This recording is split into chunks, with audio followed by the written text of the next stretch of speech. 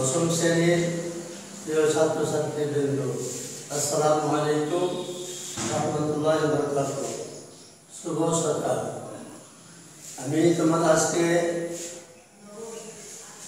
5-10-2020 সালে তারিখে আজকে তোমাদের পাঠ্য বই থেকে যে কবিতাটি আছে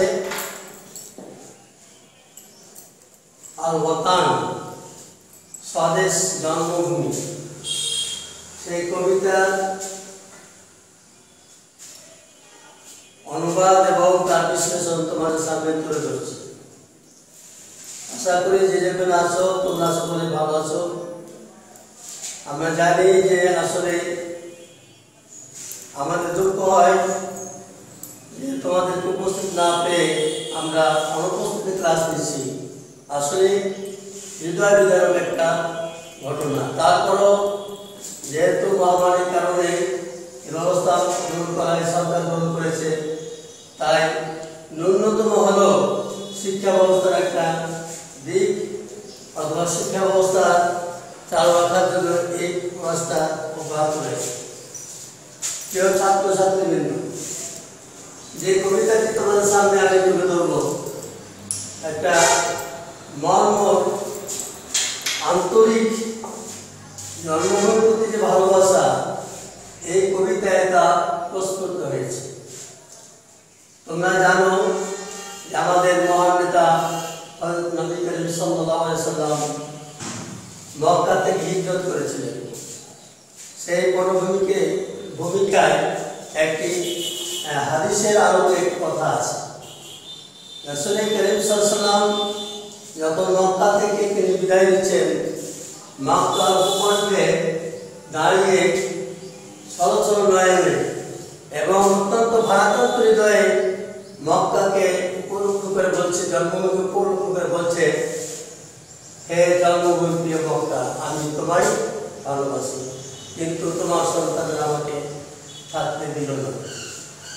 অত্যন্ত মর্মবিদারক কথা। এই কথাই স্পষ্ট হয় যে জন্মভূমিকে কখন কিরকম ভালোবাসতে হবে। রাসূল তা আমাদেরকে দিয়ে গেছে। তারই আলোকে একটি কবিতা আল ওয়াতান, কবির নাম হলো আব্দুল হামিদ নাসির আসমাউরি ইয়ামানি। তিনি একজন প্রখ্যাত কবি। তার কবিতা চরমপুরে অত্যন্ত সুন্দর, মনোরম, এবং তিনি একাধিক কবিতা লিখেছেন এবং তার কবিতাগুলি অত্যন্ত সাবলীল এবং সুন্দর। আজকে যে কবিতাটি তোমাদের সামনে আমি তুলে ধরেছি সেটা হলো আল ওয়াতান। কবিতার শুরুতে কবি বলছেন, ওয়াতানুকা লা বাতিলা, হে জন্মভূমি আমি তোমাকে ভালোবাসি। লা বাতিলা, এর বিকল্প নেই। জন্মভূমিকে ভালোবাসা, জন্মভূমিকে সময় করা প্রত্যেকেরই দায়িত্ব কর্তব্য। তাই তিনি বলছেন, এর বিকল্প লা বাতিলা, এর কোনো বিকল্প নেই। জন্মভূমিকে ভালোবাসাটার বিকল্প নেই। আর তুরিদু মিন কাওলি ওয়া দালিলা, তিনি আরো প্রশ্ন করে বলছেন, তুমি কি আমার কথা প্রমাণ চাও? হে জন্মভূমি, হে স্বদেশ, প্রিয় স্বদেশ, তুমি কি আমার এই কথা প্রমাণ চাও? সায়াদুলু হুবুকা ফিল দামি, অচিরেই তোমার ভালোবাসা আমার রক্তে মিশে যাবে, ম্লান হয়ে যাবে। তার মানে রক্তের চেয়েও জন্মভূমিকে সে ভালোবাসে। কবি এই কথা এখানে স্পষ্ট করে বলেছেন, লা আহিদা আলান আমিলা, এটা আমি বিচ্যুত হব না, কখনো বিচ্যুত হব না। জন্মভূমিকে ভালোবাসার ক্ষেত্রে আমি কখনো বিচ্যুত হব না এবং আলান আমিলা, এবং নত হব না, ম্লান হব না, নত হব না। তাই কবি দায়িত্বহীন কথা বলছেন যে আমি জন্মভূমিকে ভালোবাসতে গিয়ে আমার এতটুকু ত্রুটি করব না। তারপরে লাইনে কবি বলতেছেন সায়াজিবু যিকরুকা ফি ফামি, অচিরেই তোমার জিকির তোমার স্মরণ আমার মুখে ম্লান হয়ে যাবে। কবি কত সুন্দর করে বলেছেন, নিজের জন্মভূমিকে ভালোবাসতে গিয়ে, স্বদেশকে ভালোবাসতে গিয়ে তিনি এত সুন্দর কথা বলেছেন যে তোমার জিকির অর্থাৎ তোমার স্মরণ আমার মুখে একেবারে ম্লান হয়ে যাবে। তার মানে সার্বক্ষণিকভাবে জীবন দিয়ে হলো জন্মকে ভালোবাসতে হবে, এই কথাটা প্রমাণ করছে। তারপরে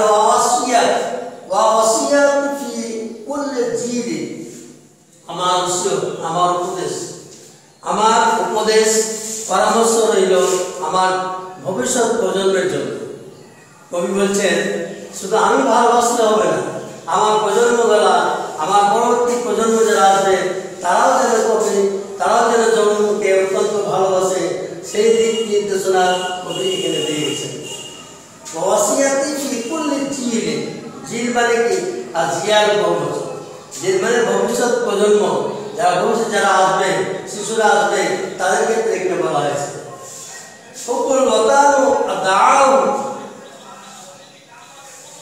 জন্মকে ভালোবাসা শুধু দাবি নয়, জন্মভূমিকে ভালোবাসা, স্বদেশকে ভালোবাসা শুধু দাবি নয়। কি আছে এখানে? আমার সাথী স্বদেশকে ভালোবাসা এটা খুব ভারী কাজ। জন্মভূমিকে ভালোবাসাটা এটা অত্যন্ত ভারী কাজ। অর্থাৎ স্বদেশকে ভালোবাসতে গিয়ে ত্যাগ তিতিক্ষা আছে। তোমার সামনে অনেক কিছু আছে, কিন্তু সেটা তুমি অবৈধ গ্রহণ করতে পারবে না। সরকারি যে সমস্ত মাল, যে সমস্ত সম্পদগুলো আছে, তুমি ইচ্ছা হলেও কিন্তু সেটাকে আত্মসাৎ করতে পারো। তুমি আমরা একটি বড় পদে চাকরি করছি বলে ঘুষ সুদ খেয়ে দেশের ভবিষ্যৎ মেধাকে বিলীন করে, এটা কিন্তু উচিত হবে না। কবি আরো একটু পর্যায়ে বলছেন আসলে দেশকে ভালোবাসতে হলে সব দিক দিয়ে ভালোবাসতে হবে।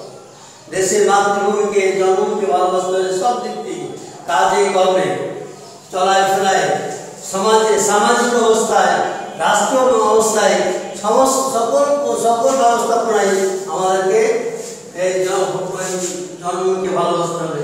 সেই ভালোবাসা আল্লাহ রাসূল বলেছেন কি হুকুল ওয়াতানুল ঈমান, ঈমানের একটি অংশ বিশেষ। জন্মভূমিকে ভালোবাসা ঈমানের একটি অংশ বিশেষ।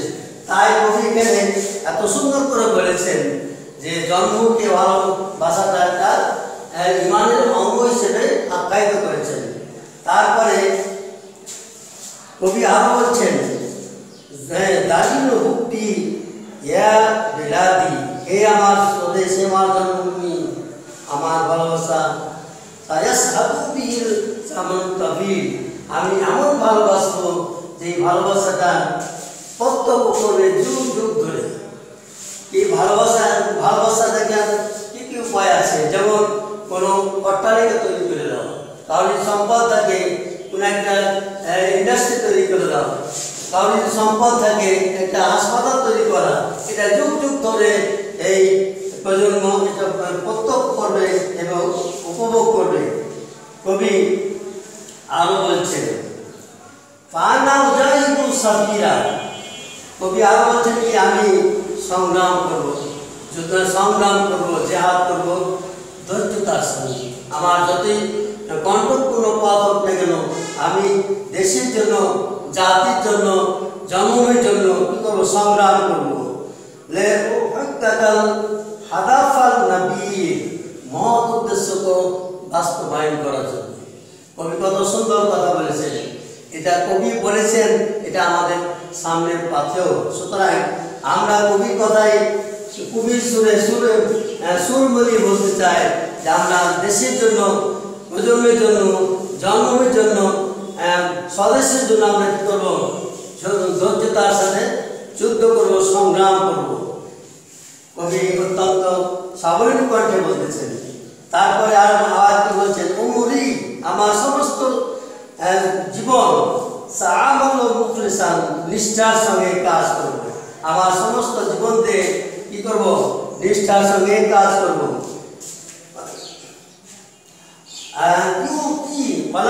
আসবাহুল বখিল, যেটা দেশকে, জাতিকে, প্রজন্মকে, যেটা জন্মভূমিকে কি করবে, দান করবে, এবং দান করার ক্ষেত্রে কোনো কার্পণ্যতা থাকবে না। আমি যে কাজটা করব সেই কাজের পিছনে আমার কার্পণ্য থাকবে না। অর্থ ব্যয়ের ক্ষেত্রে, সম্পদ ব্যয়ের ক্ষেত্রে, সময় ব্যয়ের ক্ষেত্রে, মেধা ব্যয়ের ক্ষেত্রে আমি দেশের জন্য, জাতির জন্য এতটুকু কৃপণতা করব না। আমরা বর্তমান সমাজের প্রেক্ষাপটে যে কথাটা আমাদের যে বিষয়গুলি আমাদের সামনে আসে, যারা জাতীয়তাবাদ বলে নিজেকে দাবি করে কিন্তু আসলে জাতির কি কল্যাণ করে থাকে। কবি এত সুন্দর কথা বলেছেন যে আমি জাতির জন্য সংগ্রাম করব ধৈর্যতার সঙ্গে, এবং মহৎ উদ্দেশ্যকে বাস্তবায়ন করার জন্য, মহৎ উদ্দেশ্যকে বাস্তবায়ন করার জন্য কি করব, চেষ্টা করব। মহৎ উদ্দেশ্য। সুতরাং আমরা এই ছাত্রছাত্রবৃন্দ, আমরা এই কবিতা পাঠ করে এমন শিক্ষা গ্রহণ করব যেন আমরা জন্মকে ভালোবাসতে পারি, এবং এই ভালোবাসা যেন প্রজন্মের কাছে একবারে স্মরণীয় থাকে। যেমন আমরা বলতে পারি কবি নজরুল ইসলাম তিনি আজকে নেই, কিন্তু তার যে কবিতা ছড়া আছে, কবির সাহিত্যের আছে, সেই জাতি এবং সারা বিশ্ব সেটা উপভোগ করে।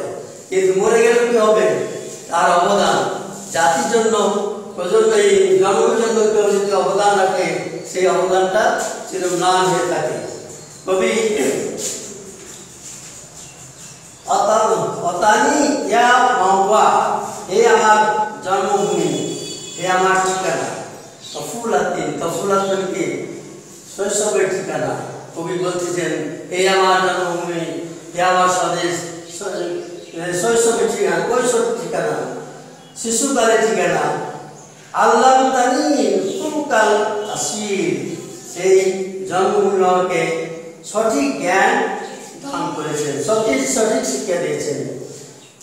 আল্লাহ তানি ফুলকাল আসির, সঠিক জ্ঞান চরিত্র শিক্ষা দিয়েছেন। আমি লালিত হয়েছি মায়ের কোলে, এই জাতির কোলে লালিত হয়েছি। আমরা কেন কথা বলবো, শিশুকালে আমাদের টিকা দেয় না, আমরা টিকা দিয়ে থাকি। এই দশম শ্রেণীর ছাত্রছাত্রীবৃন্দ, তোমরা সকলে শিশু ছিলে, সে সময় টিকাদান কেন্দ্রে আমরা টিকা দিতে বাচ্চাদেরকে নিয়ে যাই। এটা কি জাতি জন্মভূমির একটা অবদান নয়? অবশ্যই অবদান। সেই কবি বলতেছেন এই এমন স্মৃতি আমরা করে যাব যে যুগ যুগ ধরে কালে কালে সেটা উপভোগ করবে। এই পর্যন্ত অনুবাদ বই তোমাদের সামনে তুলে ধরলাম। এর পরবর্তী যেহেতু সময় স্বল্পতার কারণে ক্লাসগুলোকে সংক্ষিপ্ত করতে হয়। ক্লাসকে সংক্ষিপ্ত করতে গিয়ে তোমাদের হয়তো ভালো হচ্ছে। আমি কবিতার মূল মন্তব্য হলো হকুল ওয়াতার নির্মাণ, একে সামনে রেখে আমরা জন্মকে ভালোবাসবো। যেখানে আমি জন্মগ্রহণ করেছি, লালিত পালিত হয়েছি, কবি বলছেন সেটা আমার কি শিক্ষা কেন্দ্র। মাতৃগণকে আমরা শিক্ষা কেন্দ্র তৈরি করি, শিক্ষার বিদ্যালয় করে আখ্যায়িত করি। তারপরে মায়ের বলতে মাটা কোথায় থাকবে, জন্মভূমি থাকবে, তাই মাটিতে থাকবে, বাড়িতে থাকবে। সুতরাং এইগুলো আমরা এইগুলো আমাদের চিন্তা করে চলতে হবে। তাই তোমাদের সামনে আর একটি কথা আমি বলতে চাই। কবি তোমরা বুঝতে পেরেছ যে কবিতার মূল বক্তব্য কি, যে আমরা জন্মকে ভালোবাসি, এবং গুরুত্বপূর্ণ দুটা শব্দ বিশ্লেষণ করে আমি আমার বক্তব্য শেষ করব। প্রিয় ছাত্রছাত্রীবৃন্দ, তোমরা বোর্ডে হয়তো লক্ষ্য করবে যে আমরা তোমাদেরকে কি জ্ঞানের শিক্ষা করছি। আজকে এই কবিতায় একটি শব্দ আছে যে মুনফাজিল, আল মুনফাজিল, মুনফাজিল,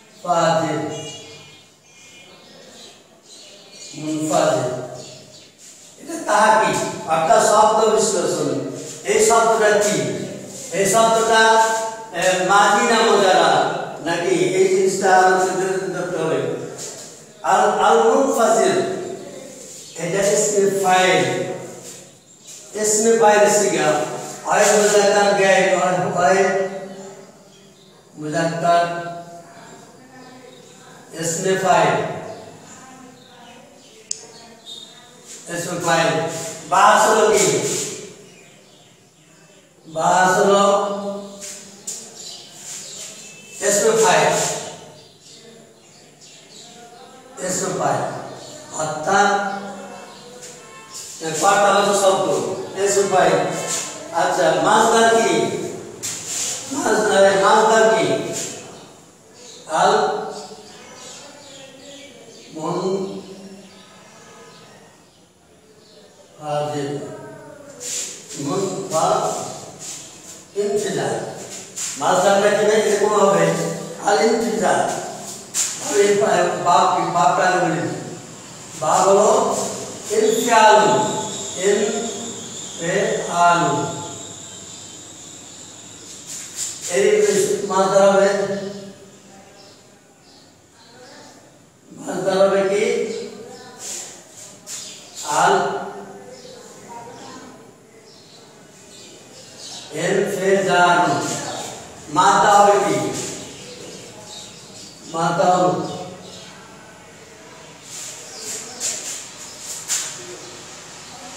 फिर जी रा क्या ऐसे अलमज़ कैसे पाए अब आसे सुपाए बाप इंफियाल मादारो इंफिजार मादारो को फा जीम रा আর জিন্স কি জিন্স হলো সহি মানে কি এখানে কোনো হরফিল্লাত নাই যে শব্দ হরফিল্লাত থাকবে না সেটা হবে সহি শব্দ এটা হলো আর মুনফাজিল তাকি তারপর একটা শব্দ আছে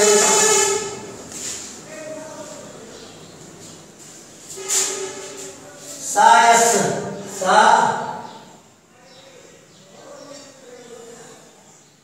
सायस सदो এটা কি শব্দ তাহলে এই শিখাবে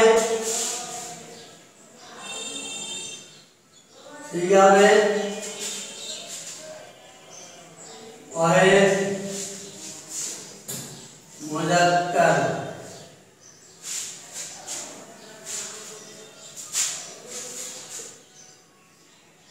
गए बास की बासरो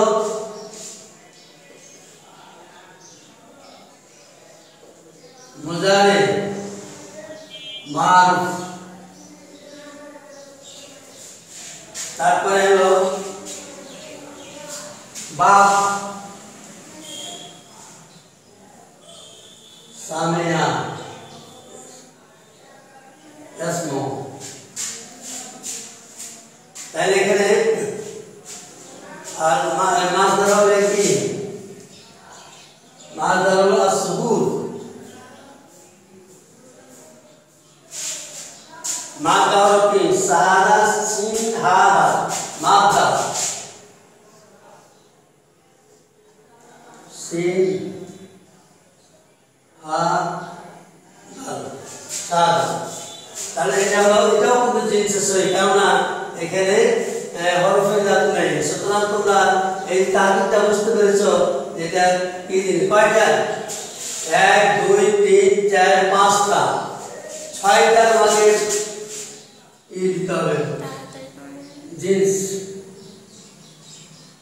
হলো সরি এই 6টা 6 প্রকার তথ্য দিলে এটা একটা পূর্ণাঙ্গ तारीफ करा হবে শব্দ বিশ্লেষণ করা হবে তাহলে এই শাহাদা মানে কি সাক্ষী দেওয়া তাহলে তোমরা অবশ্যই বুঝতে পেরেছো যে কবিতার থেকে যে শব্দগুলো ইম্পর্টেন্ট শব্দগুলো আছে তার মাঝে মধ্যে যেগুলো শব্দ থাকবে তা দিকে আজকে আমি তোমাদের ক্লাস এখানে শেষ করছি তোমাদের শুভেচ্ছা জানাই যেখানে থাকো তোমরা ভালো থাকো সুস্থ থাকো এবং এই বই তোমাদের সকলের মঙ্গল কামনা করে আজকের মতো আমি ক্লাস শেষ করছি। আসসালামু আলাইকুম ওয়া রাহমাতুল্লাহি ওয়া বারাকাতুহু।